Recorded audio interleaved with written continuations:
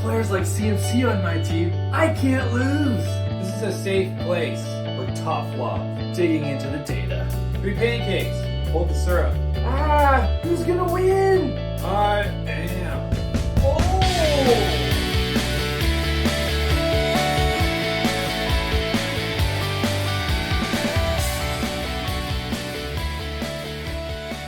You guys hungry yet? 'Cause it's breakfast time. Guys, welcome to a special weekend edition of Pancake Huddle podcast. Glad you're with us as we break down week 4, look ahead to week 5, which is already started. Yep. We were a little bit late this week, but we are not fully gone. We're coming to you on a Saturday. This is the perfect time to sit back with your family. It can kind of be a family event. Sit on the couch around the computer or your listening device of choice, and all tune in. Yeah, and this is going to be a PG podcast this week. I know Jeff has been cursing a lot more on the podcast the last few weeks. It's been something I've been talking to him about. And as you can probably hear, we got kids running around here too. And we want this to be a clean show. Yep. So I'm going to dial it back and yeah. No taking. Guys, we're going to start off with some league notes, as always. It's important for us as the commissioners to communicate with you, the underlings, about different things to be aware of and so on. So the first league note is just that we are seeing trades happen, and we like that. That's what we were advocating for last week. And so David has been, I feel like he's just been leading the charge on that front. But let's keep those trades happening, keep sending out those offers. I know I've been getting some offers. Some people have been pretty sometimes offended by my offers, and that's ridiculous. My offers are always incredible, and it's honestly usually better for you than for me. So accept them next time. Okay. Jer, any notes that you want to share? Yeah, I just wanted to pull up something that's been kind of, I didn't know if I wanted to bring this up on air last week. Right. But then I'm getting messages again.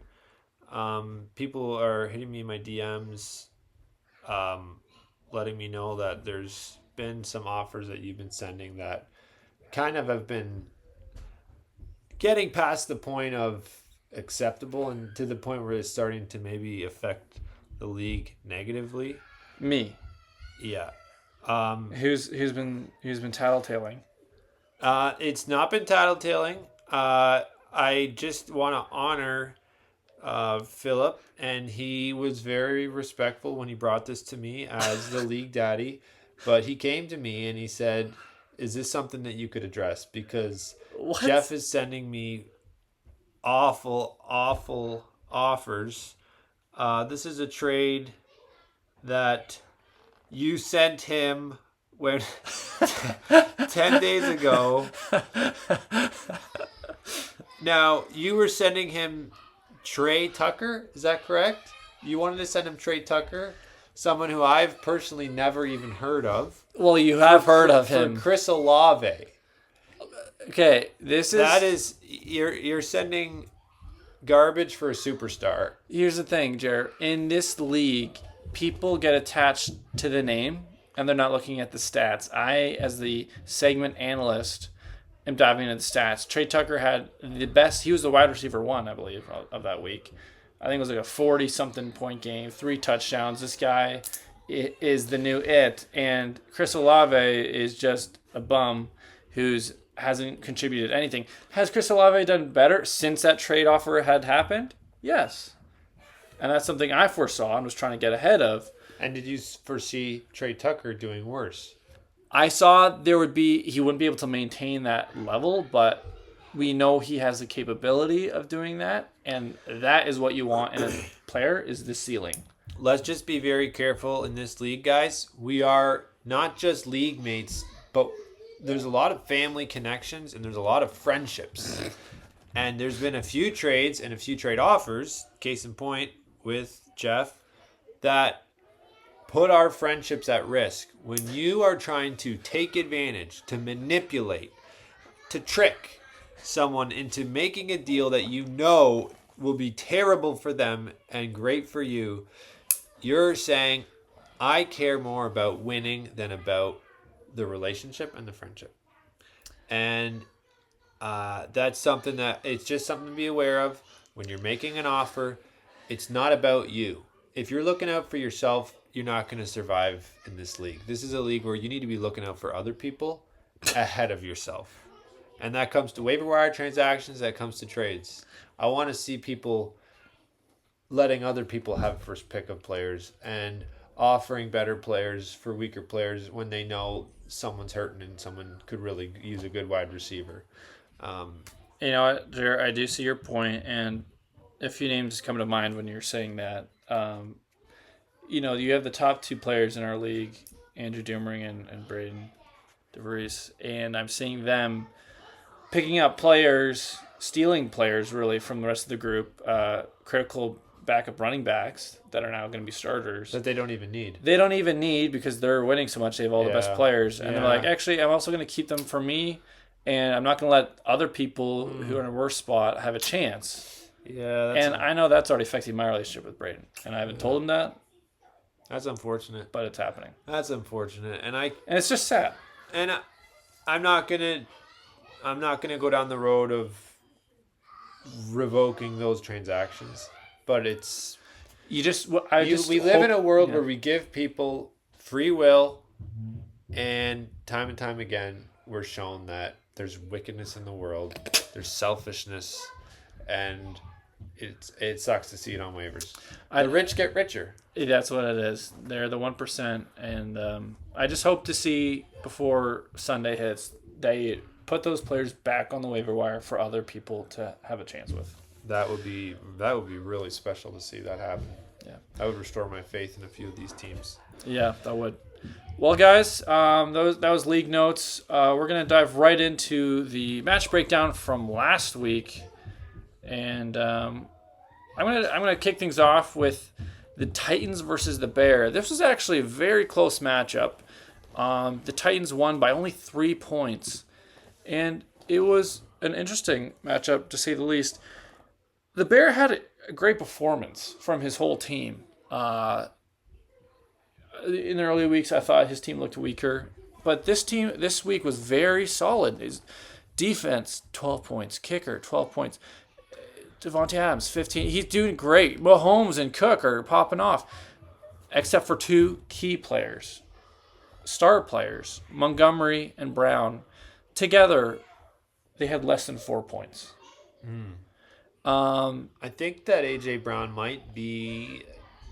has the opportunity and is trending to be possibly the biggest storyline of the season. For the wrong reasons. For all the wrong reasons. Yeah. And it's unfortunate that Jeff has to be the one to follow that like a hawk, because you need to know what's going on. You need to know what kind of posts is A.J. Brown making. Is there a trade lurking? Is there a holdout? Could he do something unprecedented? Yeah. Like a mid-season holdout for no reason at all. Interesting. Just deciding not to play. Because that's basically what's happening right now is he's not playing and he's not trying. If he was trying, he'd be getting more points. And this is a bit of a new report, a breakout report. We mentioned how we're not just looking at the numbers, but we're also looking at their personal lives. Yeah. And the books that I've been seeing A.J. Brown read on the sideline, very drastically different from last year when he was great. What kind of books is he reading? He's honestly, he was looking at books of like those,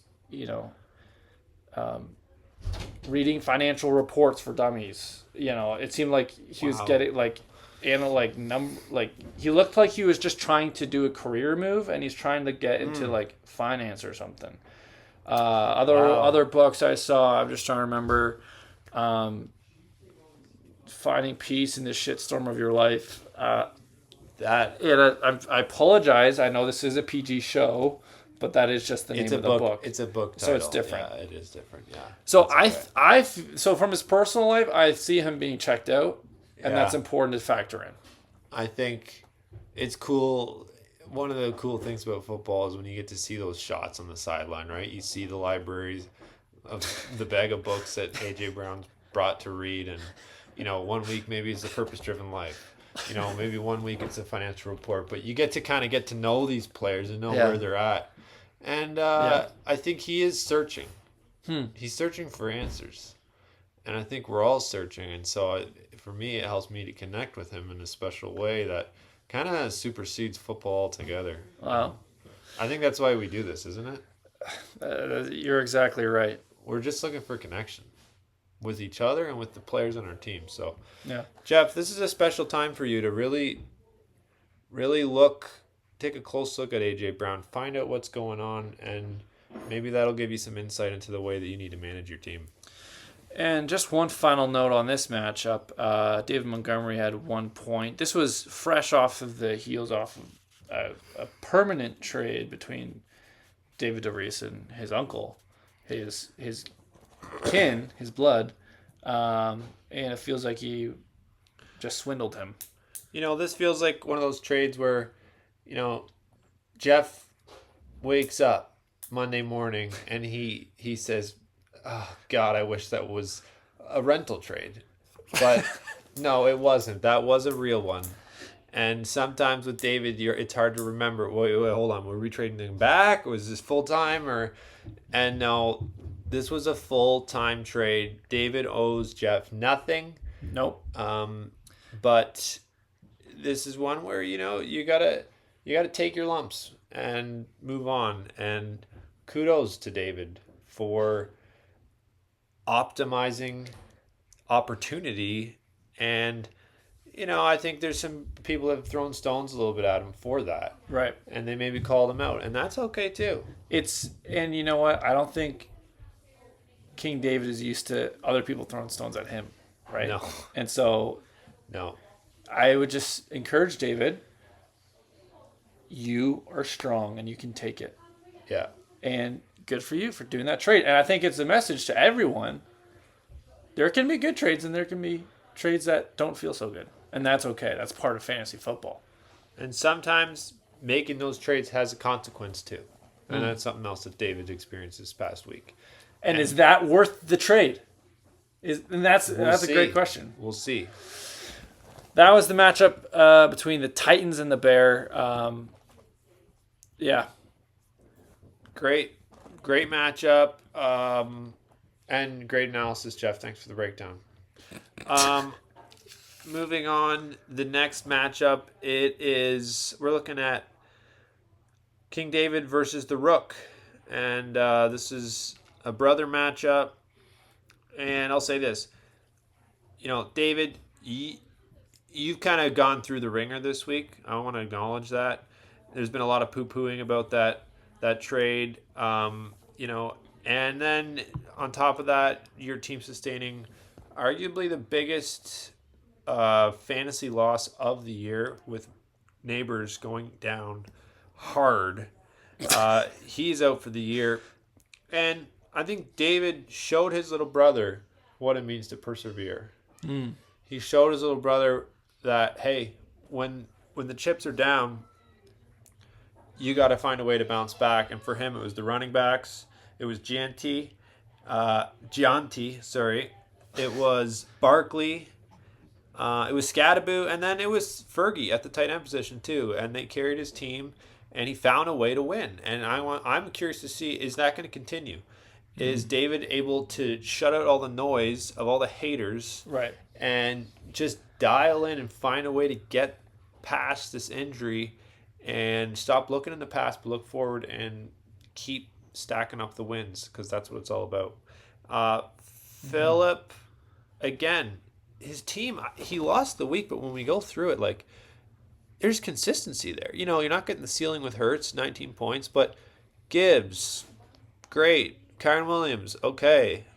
Agbuka, again, fantastic. Chris Olave didn't do that well that week. I noticed only 10 points from a toted wide receiver. It's a little interesting. But it is fantastic to have a wide receiver where their floor is 10 points. Well, we don't know about that. Kraft, Pollard. You know what? keep stacking up the points, Philip. I will say, I don't mean to go back on the Chris Olave thing, but I think Philip had the only wide receiver to throw an interception of the week. Yeah, that's unfortunate when teams start getting fancy and start giving these guys responsibility that is outside of their role. It's not going to work. I do want to remind Philip, the points that your bench accrues do not go towards your total. 19 points for Javonte Williams on the bench, 23 points for Metcalf, 15 points for Michael Pittman. Unfortunately, Philip, that is actually gone down the drain. So make sure, just a reminder, I know it's your first year, you have to start your best players on your team, not on your bench. Great analysis, Jer. The next matchup that we're going to take a look at is between the Gambler versus the Shoe-In. The Gambler put up a great performance this week, actually. He lost because he was against the top scoring team in the Shoe-In, 150 points. But honestly, if Cam was against out of the 9 players in the league, he would have beaten 6 of them with his points. So that's a tough pill to swallow. His win-loss record would look so much better, but he's just not there yet. But I can see him adjusting slowly. Yeah. He's not the same old gambler. No, and an image that just came to my mind just right now. I don't know if it means anything. No, share it. I'm thinking about like Frankenstein's monster, and there's a dead corpse on the table. Yeah. But Cam, being Frankenstein, tinkering away, taking out the eyeball, putting in a new one. New arm, new leg. He's putting in these different players, he's adjusting it. And then when the time is right, he's going to pull that lever and that monster's going to come alive and tear apart this league. And that's what I foresee for Cam. Yeah. So, and you know what? I think that's what it's about, Jeff. It's about, he's used to pulling, the slot lever. And he's always at the casino wasting away his time. And now it's time to say, no, turn away from that. And focus on getting some electricity, getting some juice into that dead body. Yeah. Bringing life into the dry bones of his team. Yes. Very cool to see it. And let's see if that continues. Exactly. And I got to give props to Braden's team. It is looking formidable. His running backs are just performing so well. Obviously, you got Josh Allen, who's just consistently top of his class, of his game. And he still has some great players on his bench as backup. We'll see how he does this week. Mm-hmm. And I think for the Shoe-In, the struggle now is not how do I make a good team. You clearly have done that. We knew you would. It is He's a shoe-in. How do I find a way to play honorably the rest of the season and, leave a few crumbs on the table for the other teams. Yes. Throw a few bones for the dogs in the league and not just take it all for yourself. Yeah. So we'll see how he does with that. Yeah. That's honestly almost a bigger challenge than having a good team. Anyone can have a good team, but to have it with character, that's something else. Okay. I think that was... Next match, we've got the Vet versus the Yes. Prophet. This was an identity win for the Vet. I think, you look up and down his lineup, and there's some tough spots there. Jalen Warren, I don't even know if he started the game or if he was just out early, but this was an international game that was a surprise, very early in the morning. So some players weren't looking.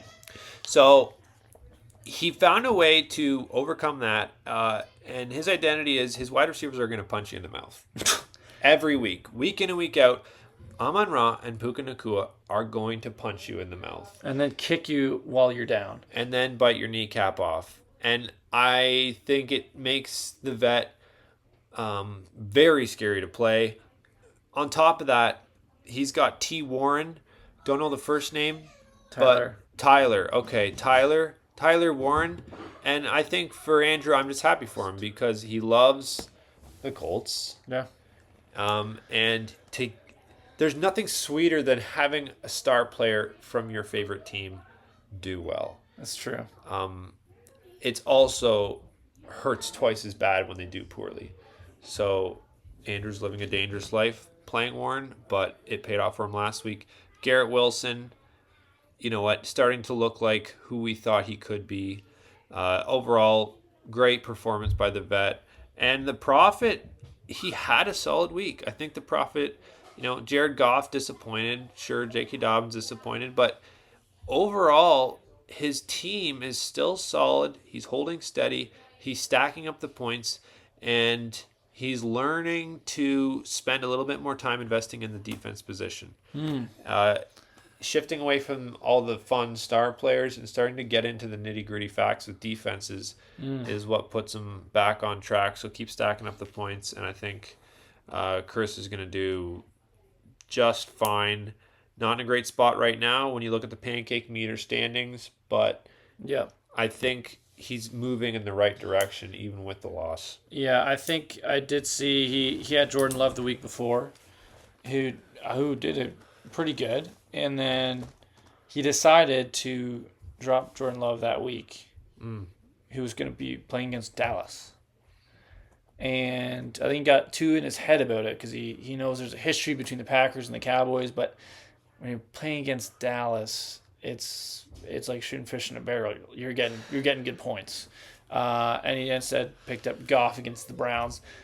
I think he wished he could go back in time and pick up Love because that might have made the difference and turned that loss into a win. You're right. I think starting Goff was a gaffe, and I think that could have. You're right. That's a great analysis, Jeff. That could have been in the week. It could have been a win. Yeah, it could have been.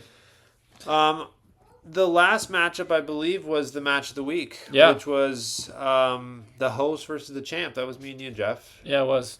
And I had a lot of fun. I'm going to say this. Fantasy can be fun.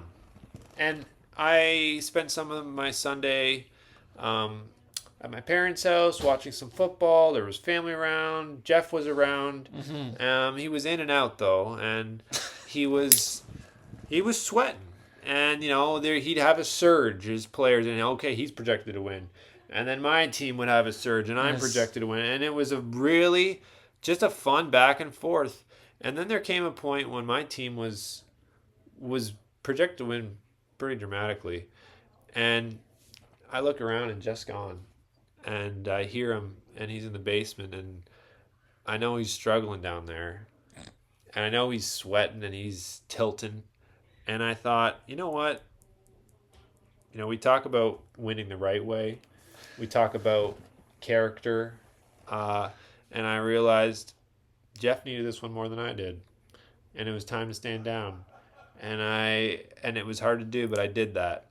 And I still need to get my points, right? I'm going to have a great week. 124 is nothing to sneeze at. But I gave that one to Jeff, and that's because I love you. And I love you more than I love winning. Wow. Well, I appreciate that. I didn't know that during our fierce battle. I did, as I had won, I kind of looked back on our interactions beforehand and was thinking about how you were saying trade away CMC, he's going to get injured, and he's bad juju, and I'm so glad I ignored your advice because he has been nothing but incredible for me. You're right. He has been incredible. Yeah. And when you talk about bad juju, I think you hit the nail on the head because there is some bad voodoo juju going on the 49ers team. And I really think that when you look at what's happened this year, it's pretty clear that McCaffrey has gotten involved with some pretty dark stuff. When you get into the dark powers and you start fending off your injuries and projecting them on the people around you just so you can selfishly rack up fantasy points, that's wrong. And, McCaffrey may have signed a blood oath to keep himself safe this week, but it's come at the cost of his league mates. Purdy down, Jennings down, Kittle still down, Pearsall down. It's sickening. Bosa, he's never going to be the same. Even the backup quarterback that came in, you see Mac Jones, he's playing around, someone that's messing around with blood oaths and voodoo. Mac Jones barely walked out of that game. He's cursing the rest of his team just so he can stay healthy and get fantasy points, and it's sick.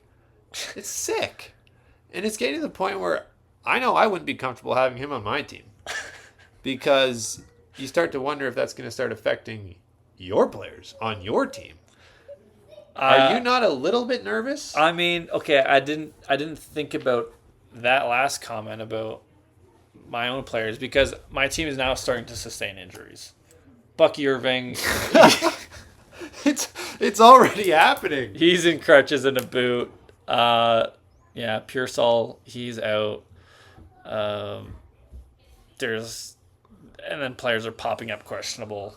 Yeah, by tight end. It's starting, is what you're saying. It's starting. But McCaffrey, I'm going to stand by him. I'm not going to leave him. And he's my ride or die. He's my OG. And honestly, I don't care if he takes down my whole team. As long as he's putting up these numbers.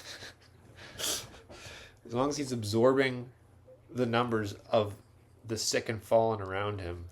He's like stealing their energy. You know what? Pete, you might be saying cast him out of the boat. Throw him to the whale so that the storms cease. For the 49ers and for, Yeah. I'm not going to do that. I'm not going to do that. He's staying on this ship, and we'll be fine. That storm's never going to cease. And I think we're going to see more injuries, more heartache. It's unprecedented. I've never seen anything like this. Well, guys, that was the match breakdown for last week. We got an update to the pancake meter.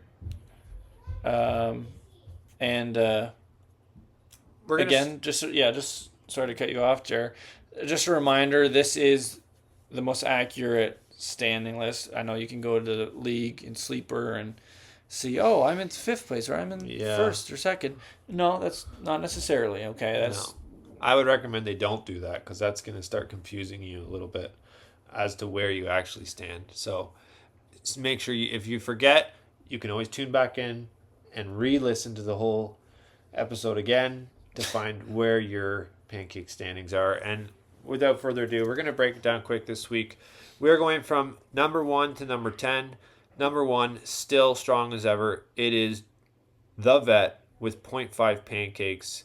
Number 2 is the Shoe-In, 0.75 pancakes. We've got the host, yours truly. I did sustain a loss, but I'm at 2.5 pancakes. I'm still feeling comfortable. Jeff, as well as the champ, you are in 4th place because I am the host. But you also have 2.5 pancakes. Yeah, this week I feel like I'd have less pancakes if I didn't feel so bad about my team this week with the bye and with these surprise injuries. Yeah, I'm getting a little bit scared.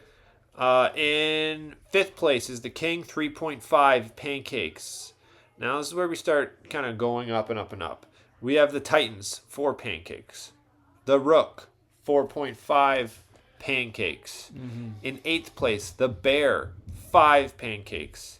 9th place is the Prophet, 5.5 pancakes. And although the Gambler is seeming to come back to life, he is still in last place with 6 pancakes. It is still early to mid-season, right? Things can shift, but we're starting to see how when you look at 5 to 6, 5 to 7, that area where people are fighting for that last playoff spot, the King, the Titan, the Rook, it's already looking tight, and I think it's going to be a nail biter to the finish. Yeah, and I think we got 14 weeks until playoffs.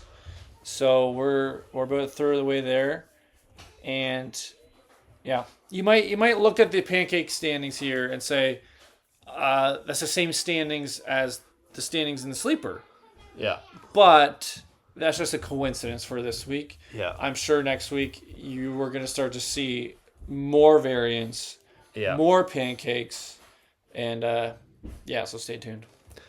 Our match of the week this week, I want you all to stay tuned in, because when we talk about that, I don't know what we would call that zone, that final playoff spot that everyone's fighting for, whether it's total points or they're trying to get the last bite. That's just a name that popped into I like that. Head. The last bite. It's that last bite to get you over the finish line, to get you out of the pancake house. The Rook and the Titans, they're right in that area. Mm-hmm. They're right in the area. So this week is going to be a week where they look back at the end of the year and they see it was won and lost in this week. Because right now, the Rook has one less game won than the Titans. However, the Rook has quite a bit more points than the Titans. Mm-hmm. This week is critical. Yeah, the Titans need a win. And if they don't get the win, they need to get a lot of points. Yeah.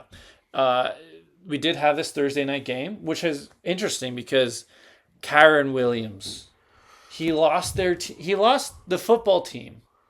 He lost the game for their football team with a fumble on the goal line. But he might just win the fantasy football team for Phil with 31 points already. I know Mike and Chris are going to be sweating, hoping that one of their players can have just as big a breakout performance. But when Bijan Robinson is on bye, that is scary. And they're lucky the Rams for Philip only got 1 point. But still, when you see a running back on the other side throw 31 at you, it's tough to overcome. Still, anything can happen. Yep. We'll see if Breece Hall can become the Breece Hall we all hope that he is. Yeah. So I think probably great match to watch. The biggest question mark for the Titans is that lad McConkey. Is he now the wide receiver 3 on that team? You've got Quentin Johnson. I've got Keenan Allen. Yeah, lad McConkey. It's unfortunate that Quentin is the number one, the clear number one, and will continue to be. But I think McConkey can be still serviceable. I like that they're sticking with him. They're sticking with the Herbert McConkey stack. Yeah. They will rise and fall with the Chargers. It's going to be a great match to watch. So, guys, as you're following your own week, please tune in to the Rook and the Titans. And as we close up, Jeff, I am so excited. I've been thinking about this past week, kind of trying to humming and hawing. What could this teaser be? You've been teasing it for a while now. Yeah. And I hear you have a special announcement for everyone. Yeah, guys. Like I teased, I did a teaser announcement last week. Now this is the official announcement. We've been hearing from you guys how you need more information, more research, more easily accessible information to kind of give you the edge. They might need, I guess, like a report almost. 100%. A pancake report. And so, guys, I am so thrilled to announce, in partnership with Jeremy, we've created a one-of-a-kind Pancake Report Instagram account. Congratulations, Jeff. Yeah, guys, this is it's been months and months in the making, and we're so thrilled to finally be able to have it live. This is something that even if you're away from your computer or your desktop, you can just pull out your phone. You're on your walk with your family, and guys, we all got that itch in our pants. How's my fantasy football team doing? You got to pull out the phone and let Jeff scratch that itch for you with the Pancake Report. I am so excited because I've seen stuff like this on X. I've seen stuff on Facebook. I know we're not the only podcast out there, but I don't think I've seen anyone utilizing Instagram. Yeah. When it comes to fantasy football content. I think this is Jeff, and this was your baby. And I'm going to give you credit for that. Okay. And I think this is kind of pushing the boundary of fantasy football, and this is the next step when it comes to fantasy football in the bigger picture, and definitely in our league. Yeah. This is something, guys, where you have easy access to me. Whenever you want, send me your questions, send me your comments, your hot takes. Who do I start and sit? It's Sunday morning, and this is make or break decisions. Talk to me. I know the numbers. I know the personal lives. I live and breathe this stuff. So come interact with me on the Pancake Report on Instagram live now. You can follow, and I'm excited. I'm going to be posting content on the regular, and it'd just be great to build a community there too. And I can foresee this being, maybe you got a real fantastic breakdown of a player. Maybe it's, it's 1 a.m. and you can't sleep because you're up thinking about fantasy football and you just got to get something out. And it's a little recording in your bed, something personal, but you're still getting it out there. Yes, 100%. It could be a live stream on a walk with your family. Yeah. It's going to be everything, and I am so excited for it. And you know what? I might be involved to some degree. Totally. I'm sure there'll be some behind the scenes of our podcast. Yeah, absolutely. You get to hear our voices, but what do we look like? You'll find out on Instagram. That's the place to go. Yep. I need to get Instagram now. Yeah, the Pancake Report. I'll make sure to add a link in the Facebook chat. Fantastic. Please follow it, and let's build that community up. And the only way we can do that is together. So let's do that together. Great. Guys, thank you so much for tuning in to this late podcast. I hope you enjoyed this special time listening to it with your family. It's really cool to do, really special. Awesome. All right. Good luck, guys. See ya.